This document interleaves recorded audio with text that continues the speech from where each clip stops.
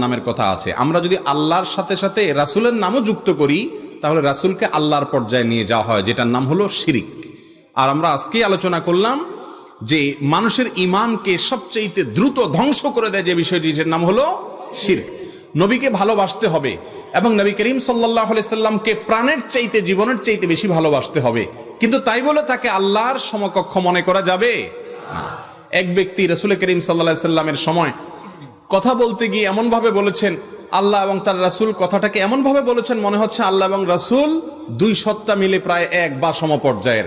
তখন নবীজি বলেছেন, বিসাল খাতিবু আনত, তুমি অত্যন্ত নিকৃষ্ট আলোচক, লেকচারার, ওয়াইজ, কারণ তুমি রাসূলকে আল্লাহর পর্যায়ে নিয়ে গেছো। আমাদের অনেক ভাইরা বলে আল্লাহ রাসূলের নামে, আল্লাহর নামে হয়, রাসূলের নামে হয় না। এভাবে বলতে পারেন আল্লাহর নামে, রাসূলের পদ্ধতিতে, রাসূলের বাতানো